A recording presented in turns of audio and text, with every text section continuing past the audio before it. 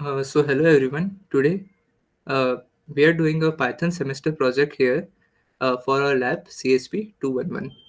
So, let's get started. The name of our project is Gaming Arena. Let me first show you how it runs. So, this is a home screen code.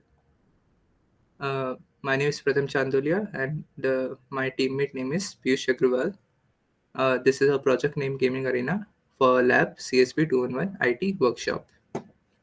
So let me run our project. So this is the gaming arena. It contains four games: Dots and Boxes, Flappy Bird, Snake and Apple, and Tic Tac Toe. So we can play any of these games. So let me show you each and every game by playing it.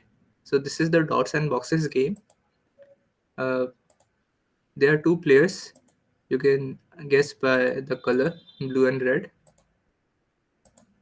So this is how we play this.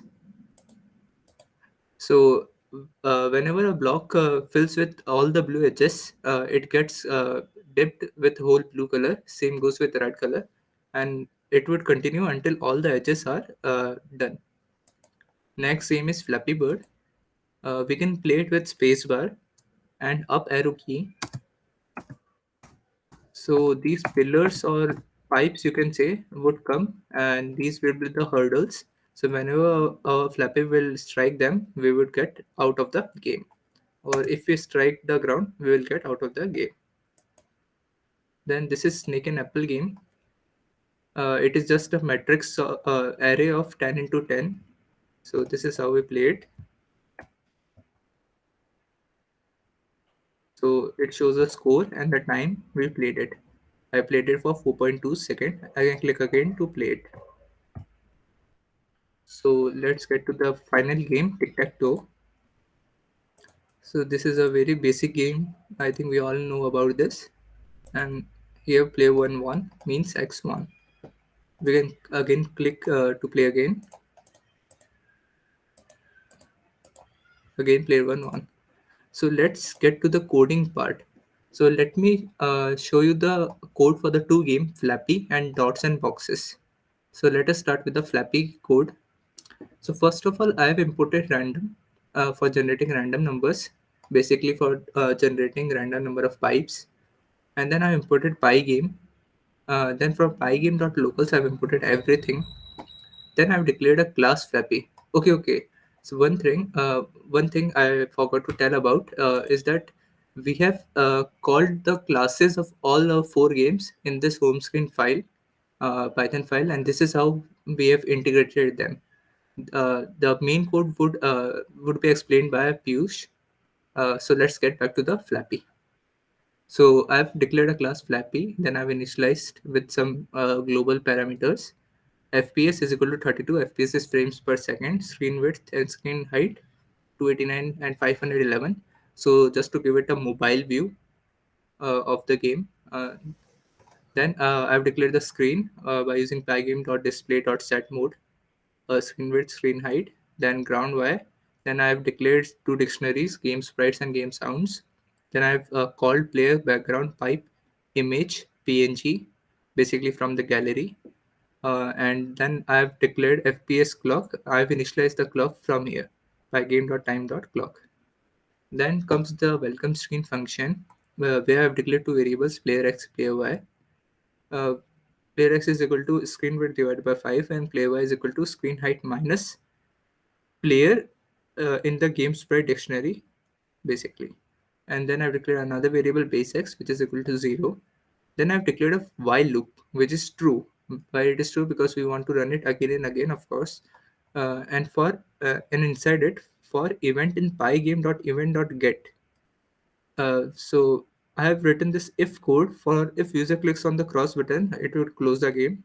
So basically, if the user clicks on cross button, it either means quit, or if the user presses uh, then we for that we have used key down variable or escape key. Then Pygame would get quit.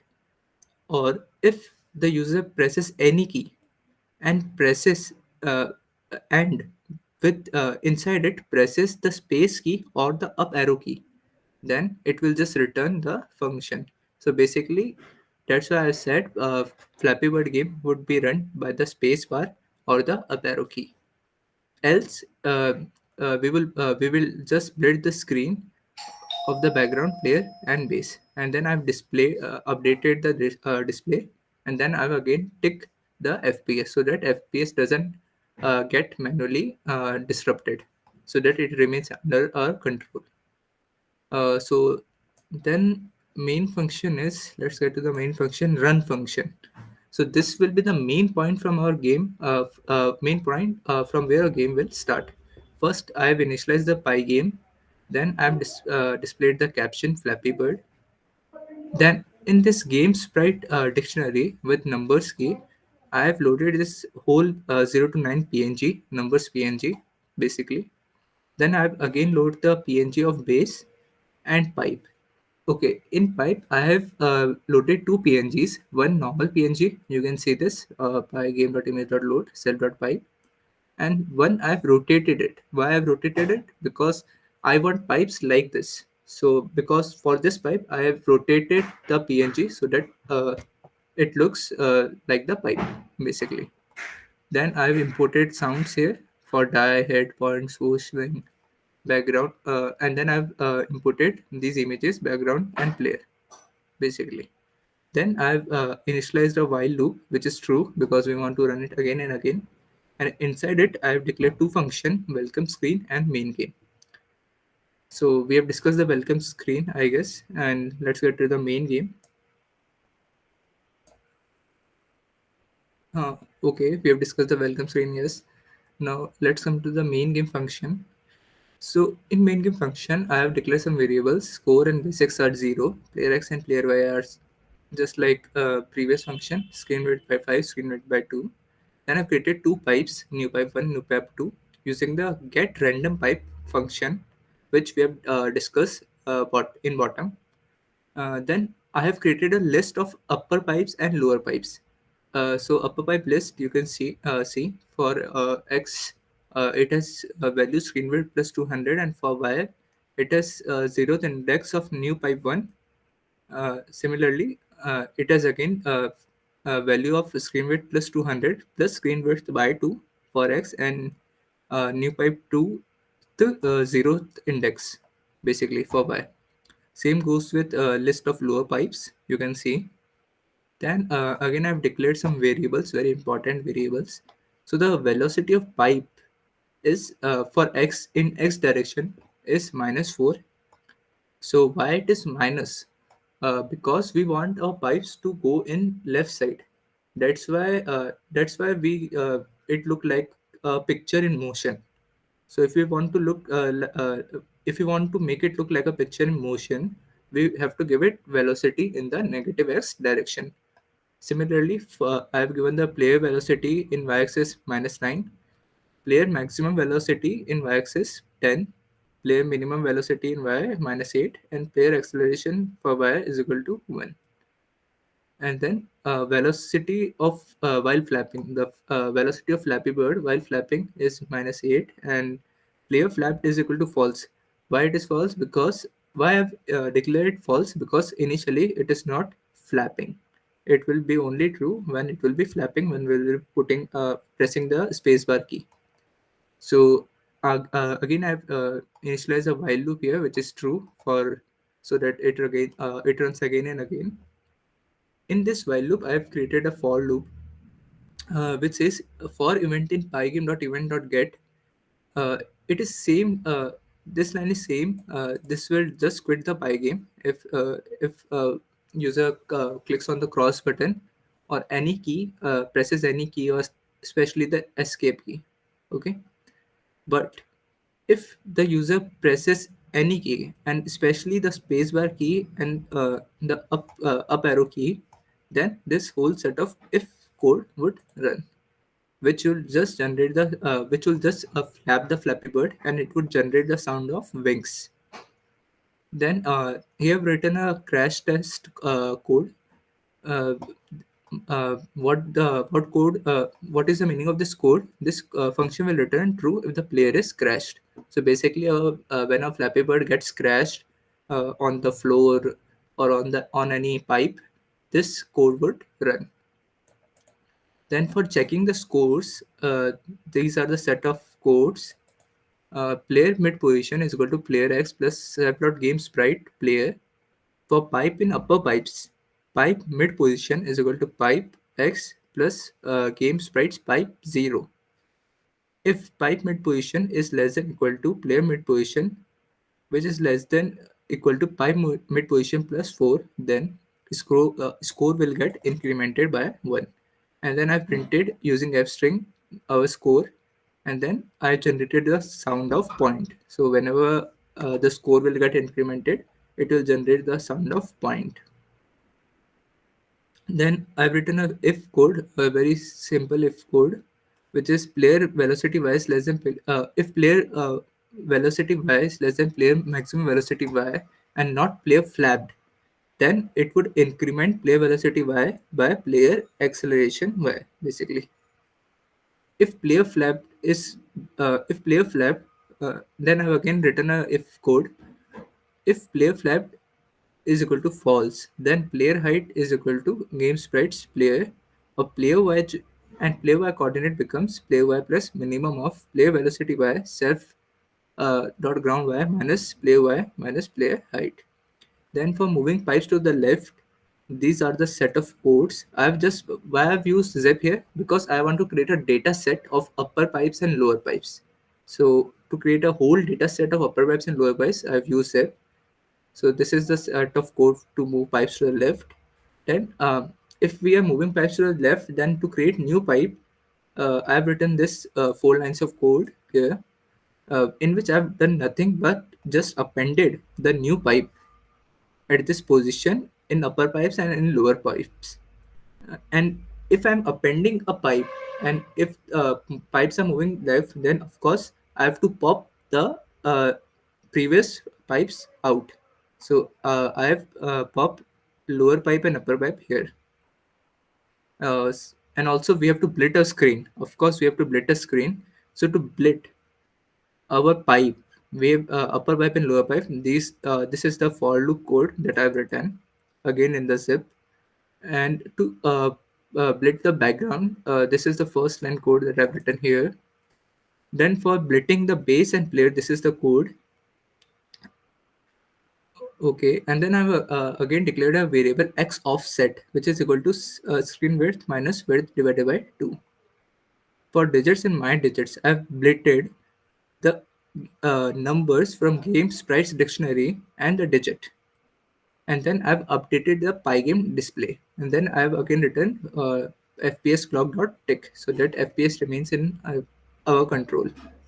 Okay, then I've made another function is collide, which has parameters player x, player y, upper pipes, lower pipes.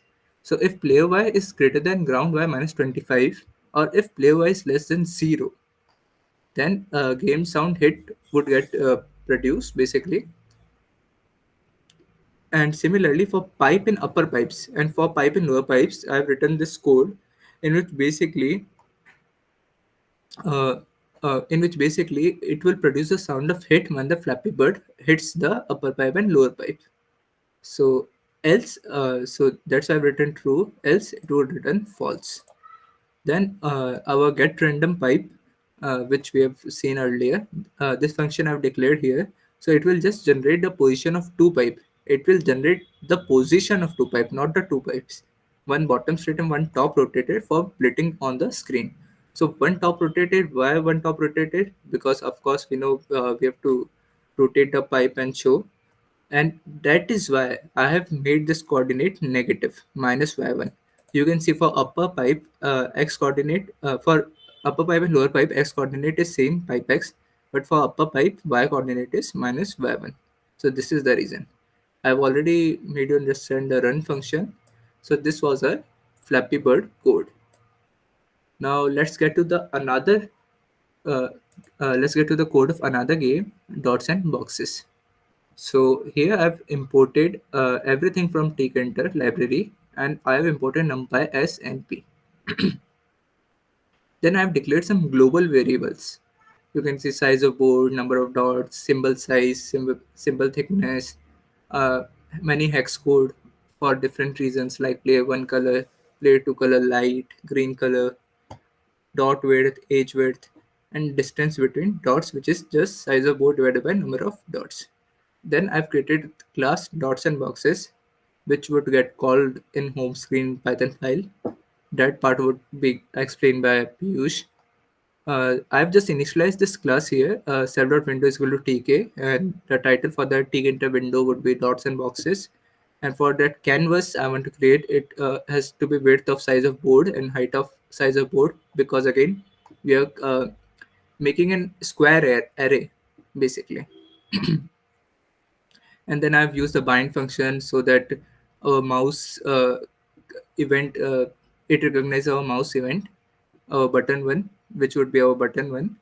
And then I've refreshed the board. I've used this refresh board function, which we will discuss later, and play again function, which is here only. So let's get to the play again function.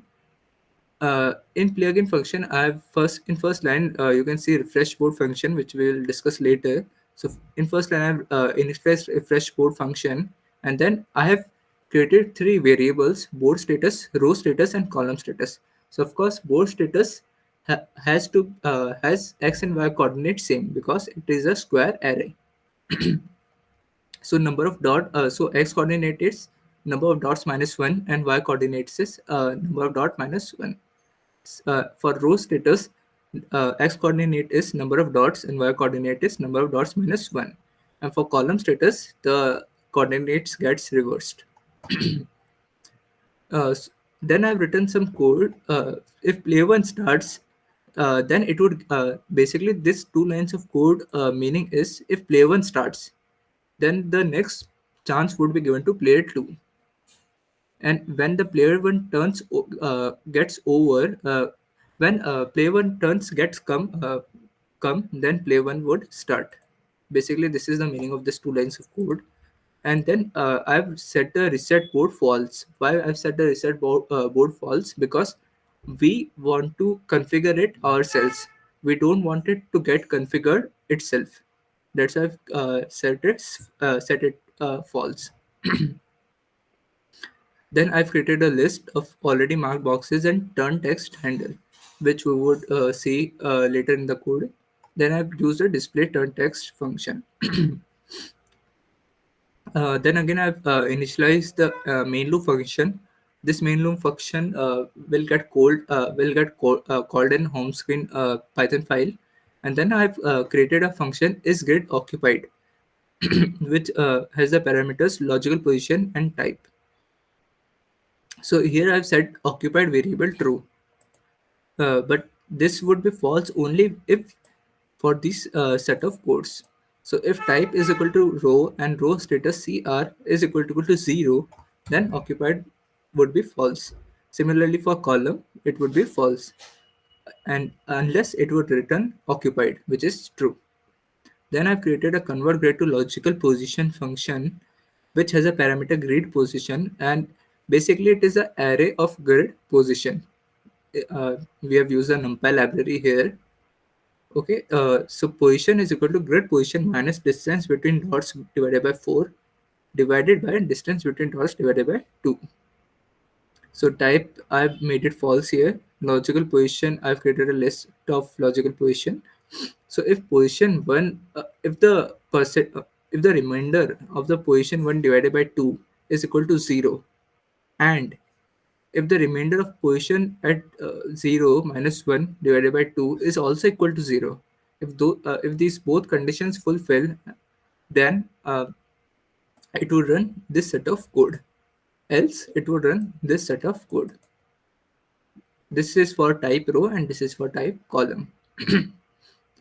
And then it would return logical position with its type. Then I've created another function, mark box. Here boxes is again we have used NumPy library. Here boxes is just board status equal to -4. So for box in boxes, I've used if statement to append the list of the box. Just to append the list of the box, I've written this code. The color declared it here, and then I've used another function shade box, which we'll discuss later in the code. And then again, I've run the similar set of code. You can say this. I've again appended the list, but this time the color is for player 2. Earlier it was for player 1, basically. Then I've created another function update board, which is which has parameters type and logical position. So you can see I have declared RNC variable with logical position 0 and 1. Then value I've set 1, and if player 1 turn comes, then the value gets decremented by 1. And if c is less than number of dots minus 1 and r is also less than number of dots minus 1, then the board status value would get incremented by this value, by the value of this val, uh, what we can say, parameter. So if type is equal to row, then self.row status cr is equal to 1. If c is greater than equal to 1, then board status would get again incremented by this val value. Similarly, for the column, this code is for the column, and then I declared a function is game over. So if row status becomes 1, and if column status is also becomes 1, then game would be over. Then I've declared another function make edge, which has parameter type and logical position. In this, I've used if else statement again and again. First, if else is if elif is here, and you can see if else statement here. So in first if elif statement, I have what I've done is I've declared the type row and column, and I've declared four variables: start x, end x, start y, end y, and these are all the formula, basically all the maths behind this code. You can see this. And then on the canvas, I've created a line with this four variables: start x, start y, end x, end y, with parameter of this color. It will fill that whole block with this color and with this edge width. Then I've declared display game over function, where player one score is board state is the length of board status when board status becomes -4, and player two score is the length of when board status becomes 4.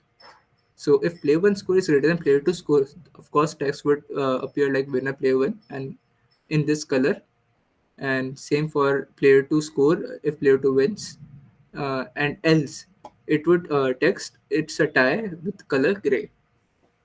Then again I've deleted everything from the canvas by using this line.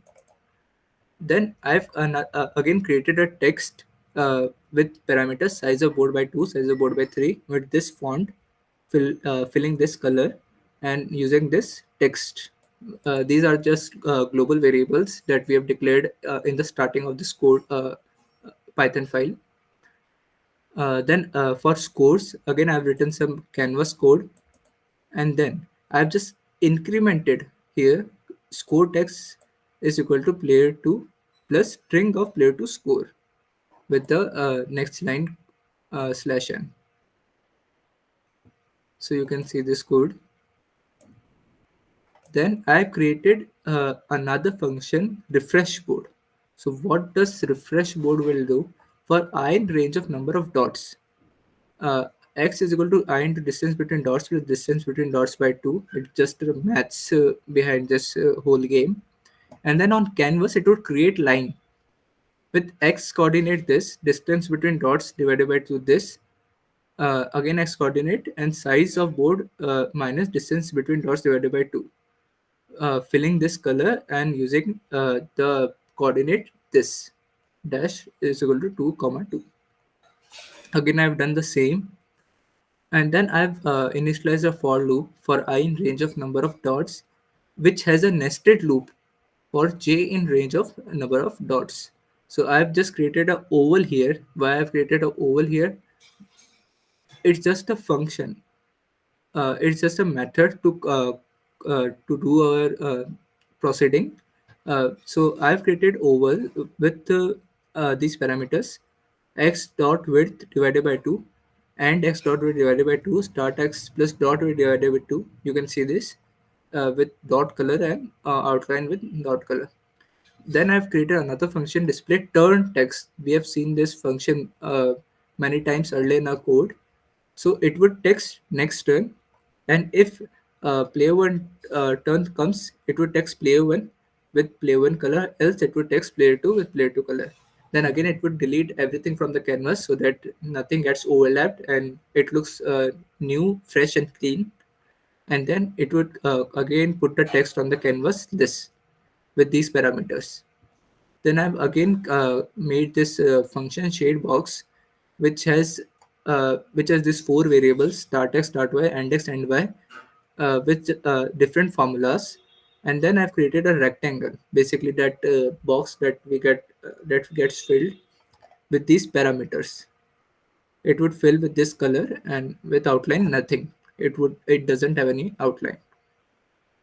Then again, I've created another function display turn text, which we have seen a lot in previous lines of code. Uh, it does the same purpose. It has a if else statement. You can see then it deletes everything from canvas and then it creates text on canvas. Then the main function of how this game gets operated comes. It is the click function. So it is a parameter self and event. Of course, self is parameter everywhere. So I'm not saying it again and again. So it is the parameter event. So if reset board doesn't get reset, then grid position gets updated this, and logical position valid input gets updated by this function. Then I've used if loop which says which just updates the board, make edges, mark the box. Mark the box means whenever player one wins, that box would remain of that same color basically, and then it refreshes the board. Just refreshes the board. It doesn't delete anything from the board. Then again, I've written a small set of if else code. If game gets over by anything, then it will uh, display game over function would get executed. Else display text function would get executed, which would basically give the chance to the next player.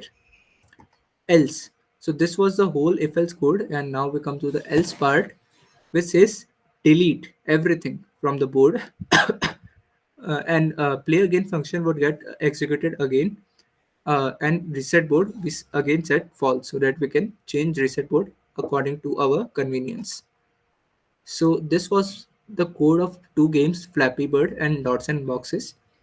Now the code for home screen, where we have combined, or basically you can say we've integrated all the four game files, and the game file tic tac toe and snake and apple would be explained by my teammate Piyush Agarwal. So, Piyush, you can switch on your camera. Okay, thank you, Pratham. Welcome, Piyush. So let me share my screen.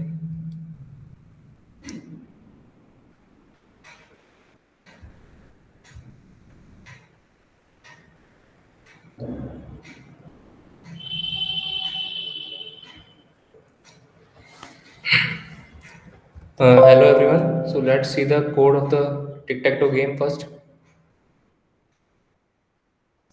Here we are using the library tkinter and also the numpy. We are importing the numpy as np. Then we are initializing some global variables: the size of board, the symbol size, symbol thickness, and also the colors in which the x and 0 symbols will be drawn in respectively with their hex codes, and also the green color. Then we are creating a class tic-tac-toe and we are initializing it. We are creating a window with the tk function and we are titling it with tic-tac-toe. And also we are creating a canvas with the width and height equals to size of board. And then also we are binding the left click, that is button one, with the window so that it will respond when we left click on it. And then we are calling the initialize board function, which we will see later. And also we are setting the boolean variables: player x turns, player x starts, reset board, game over, tie, x wins, and 0 wins. as false and the player x turns as true. These boolean variables will decide the gameplay, and we will see them later in the execution of the code. And also, we are initializing the board status with np dot zeros shape is equals to 3 comma 3, which will uh, make a 3 by 3 array of zeros, which is basically the tic-tac-toe array with 3 by 3 columns. And then we are initializing x score, 0 score, and tie score is equals to 0. These variables will get incremented later as the game progresses. Then there is the main loop function, which contains self.window.main loop. This means that the tkinter window which we created earlier, it will respond according to the input we give in the form of left click. It will not close itself automatically. Then we are creating the function initialize board, and then here we are using two for loops to create the lines using the create line function of canvas, which the first for loop will create the horizontal lines like this, and the vertical lines, the second loop will do the vertical lines. This is the initialize board functions. This is just to create the initial setting of the game. Then we are defining the play again function. This will call the initialize board first, and then it is setting the player x starts to not of self dot player x starts. This means if the at starting of the game, if the player x has started, then when this game gets over, in the next game, the player x will not start. The player zero will start first. So these two line of code take care of that condition. And then we are setting the board status to again to 3 by 3 array of zeros, which is resetting it. Then we see the functions draw 0 and draw x, which is used to create the 0 and x respectively, where we click on the grid. So they take parameter as logical position, and we are converting that logical position into grid position through the function convert logical to grid position, which we will see later. And then we are using the create oval function for draw 0. This will create a oval, basically 0, where we click using the grid position variable with these parameters, which are respectively the x and y parameters for creating the oval. And width and outline, which we defined earlier in the code at the starting. And then this is the drawx function, which uses two create line functions to create two diagonal lines to represent a x. This also uses the logical to grid position converting function, just like the draw underscore 0 function. These two functions have the same do the same thing. This draws the 0, this draws the x. Then there is the display game over function, which will be called upon when the game gets over. Either a player has won or there is a tie. This there is a if else block which decides the text which has to be displayed. It is to be winner player 1x, winner player 2 0, or it is a tie. This checks it to the boolean variables which we defined at the earlier. X wins, 0 wins, tie score. And what it will do will it will delete all the objects from the screen as the game has got over, and it will create text with the string scores. And then also it will display the respective scores through the create text function of canvas only, like this player x colon string of self x dot score. We are type casting the score here. And also it will display the tie score, which will be 0 if somebody has won. Then we will set the reset board to true as the board is to be resetted. And also we will display the click to play again text through the same create text function of the canvas, which will instruct the user to click to play again. And there the function convert logical to grid position, like, which is using the numpy library's array function and taking the logical position as the input and returning us the grid position. And here also the similarly we have converted grid to logical position, which takes the grid position as the input parameter and gives us the logical position using the numpy library. And then we have the function is grid occupied, which will tell us if the grid which we are clicking on is occupied or not, if there is already a x or 0 in it or not. So this is that function. It will check the board status, and if it is equals to 0, it will turn false, which means the there is nothing in that cell, no x or no 0 has been drawn there.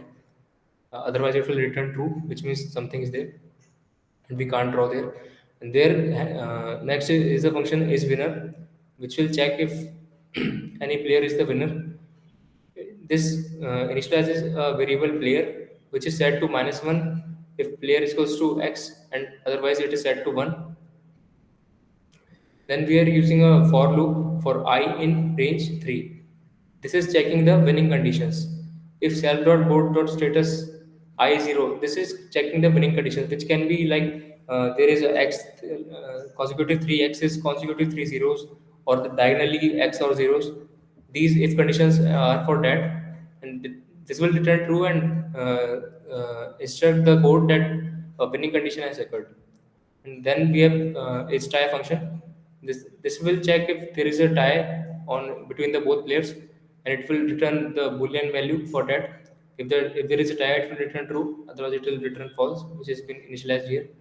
Then here is the function is game over. This will check if the game is over or not. It is we are taking a boolean declaring a boolean variable game over, which takes self.x wins or self.o wins or self.tie. If any one of these three conditions occur, which means this means that the game is over. So it will return true for that if any of these three conditions occur, and instruct that the game has got over. Then here is the click event, which is the main function, as it enables us to click on the 3 by 3 matrix and play the game. It takes a grid position is equals to event.x and event.y. The bind function which we use, it wherever we click on the decanter window, it checks its x and y coordinates and assigns it to grid position. Then we are assigning declaring a variable logical position and assigning the converting the grid position into that logical position. And if the board has not been resetted, if the reset board boolean variable is not true, then we will go into this code. Otherwise we will otherwise there is a need to reset the board, and we will delete all and call the play again function. But if the reset code is false, then we will go to this code, which means if there is a turn of player x, then this code will be executed. It will draw the x symbol at the logical position, which is determined by the click wherever we click, and set the board status and the player x turns boolean variables respectively. And if the player x turns is not there, which means it is turn of the player 0, then it will draw the 0 at the position determined by our click. And similarly, it will set the board status and player x turns variables. So this is the code of the tic-tac-toe game. Let's move to the snake and apple game now. So this is the snake and apple game. Here also we are using decanter library, random library to randomly determine where to put the apple, and also we are inputting time to determine how much time we have played the game.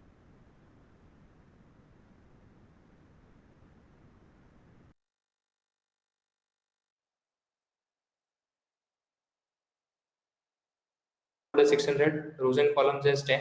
As you saw previously in the gameplay of snake and apple, there was a 10 by 10 cell array in which the snake was roaming, and the snake's initial length, which we have defined here, was 3. And also we have declared some color variables with their x codes respectively, and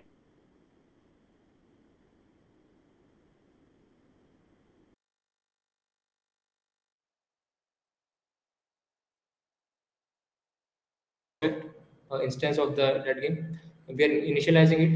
In that, we are creating a decanter window which has title snake and apple, and also we are creating a canvas, packing it, and here we are binding it with key self dot key.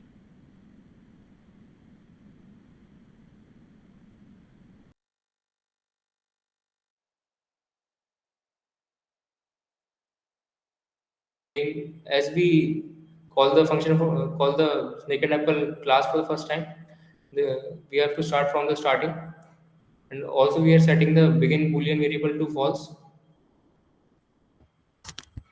Then we are initializing the board to empty list, and also the we are also creating an Apple object empty list, old Apple cell as empty list, and for every cell in the uh, array which we create, we are appending the tuple I comma j for that respective value into the board list. Similarly, we are creating the lines for that uh, snake array which we talked about. This will create the horizontal lines and this will create the vertical lines, which will in all represent the rectangular grid. Then we are calling the function initialize snake. This firstly with creating a snake list, setting the crashed boolean variable to false, and setting the snake heading variable to right, which means whenever we start the game, the snake will be heading towards the right.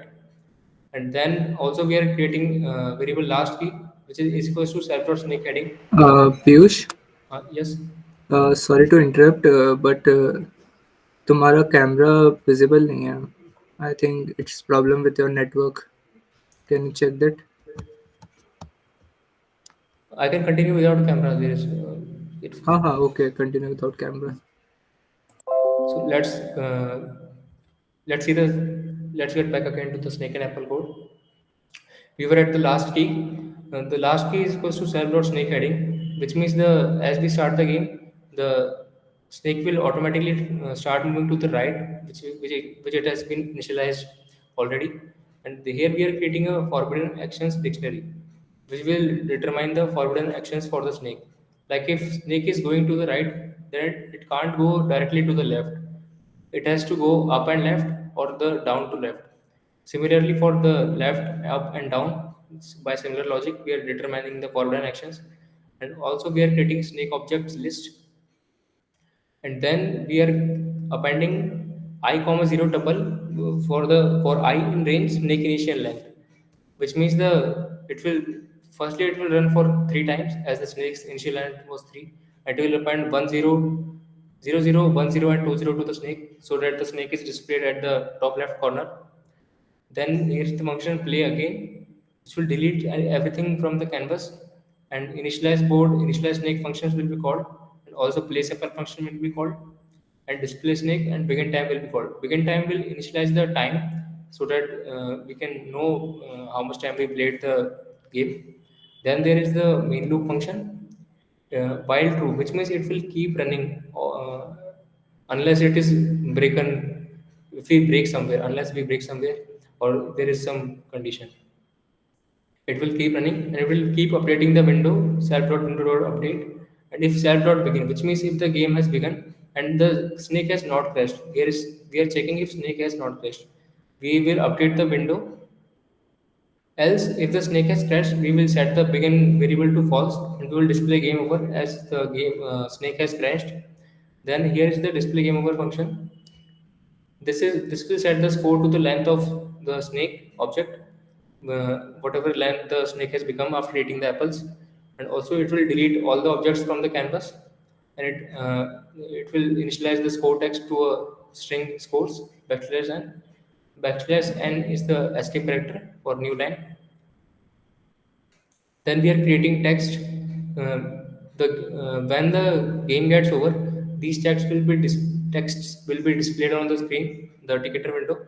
The scores text, the score which we the snake, the score which we got in the game, and also the time spent will be shown in the game over screen with the help of the function create text of canvas, and also click to play again will be shown so that the user can know if he has to play again, he needs to click on the screen. Then there is the function place apple. We are creating a set unoccupied cells, which is a set of self.board minus set of self.snake. This will keep check on, like if we the place where we have to display the apple, it is not already occupied by the snake. We can't display apple where the snake is already is there. So we are displaying the apple on that cell where which is not occupied by the snake currently. Then we are displaying the apple by create rectangle function and filling it with red color by respective x and y coordinates which we are defined here. Then there is the function display snake. This will check the various conditions through if else block, and it will display the snake accordingly. If the snake object is not equals to empty list, then it will canvas will delete the first object from the snake objects list, as we are using pop 0. 0 means the first element. In this for loop, we are using enumerate. Enumerate is a function to index the anything which is passed as the parameter to it. Here we are passing the snake object, so it will index it. And for every element of that, it will create a rectangle and fill it with blue color. So this is used to display the snake by each cell, one by one cell. We are creating and displaying it in blue color. By similar logic, here we are using the same thing. And if here, if we are checking if the snake, the head of the snake is equals to the old apple cell, which means the snake apple has been eaten by the snake. So accordingly, it will insert a blue rectangle so that the snake length gets increased, and create a rectangle accordingly and fill it with blue color. Then here is the update snake function. We are taking a variable tail and a head. If tail is not equals to self dot old apple cell, then we will pop 0, which means the first element will be popped. And here we are determining the gameplay according to the keyboard pressed keys. If the key is equals to left, then we will decrement the x coordinate and the y coordinate will be same. If the key is right, and the x coordinate will be incremented and the y coordinate will remain same. Similar logic for the up and down keys. Then we are checking if head of 0 is greater than calls minus 1. Here we are in this if else block, we are checking if the snake has crashed with the border of the tick enter window, so that we can so that the game gets over. So here we are checking that, or and here the length of set of self dot snake not equals to length of self dot snake. Here we are checking if the snake has not crashed with itself. Then we will set the crashed variable boolean variable to true. And this self dot apple cell is equals to head, which means if the snake has eaten the apple, then we will place the apple again at some random other position, and also we will delete the previous apple object and display the snake again. Else the snake heading is self dot snake heading is equals to key, which means the snake will keep heading towards the key which we pressed previously. Then here is the function check if key valid, which means as the we are binding the ticket window to keyboard input, but it should respond to only the arrow keys which are up, down, left, and right. So we are checking this condition here. If the key is in among the valid keys, which is this list, and also there is no forward action which we defined earlier, then it will return true and indicate that the key which we pressed is valid, and otherwise it will return false. And also here is the function mouse input, which we as we bind the tick window with mouse left click button, it will reset the all the game and it will call the play again function. And here is the key input function, which is responsible for taking the input from the keyboard. If not of self dot crashed, this means that it will take input if only if the snake is not crashed. If the snake has crashed, this function will not do anything. If the snake has not crashed, the key press variable will get the key which we pressed on the keyboard.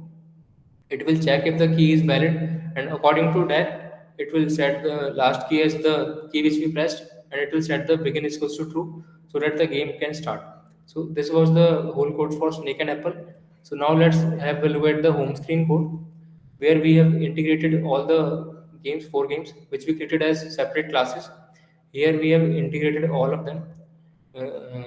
We are using the games which we created are saved as separate files. We are importing all of them, and also we are importing CV2 to determine the home screen which we saw during the execution. The which game should be run when we click at some place. So this CV2 will help us in executing that part of logic. We are creating four functions: play dot and box, play snake and apple, play tic tac toe, play flappy, respectively, to play any respective game. We are creating a variable game instance which will contain the dots and boxes object, which we import from the dots and boxes file, and similar logic for both these three files. And it will execute the main loop function of those objects, which we have defined in the earlier. And same logic with Flappy, just the name is changed. The name of the function there was run. And here we will get back to this click event. We are assigning a home variable to the cv2.imread object, which will read the final poster.jpg, which is a JPG file, and it will assign it to home variable. This is the first loading screen which we get on running this file. It will show that image.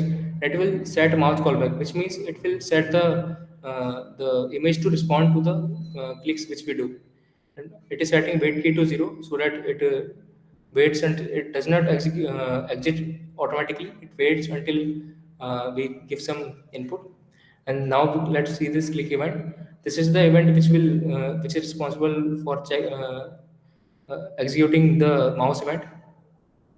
If event is equals to cv2 dot event l button down. L button down means which if we have clicked the left click, then this we will get into this if block, and then we will check the x and y coordinate of our click.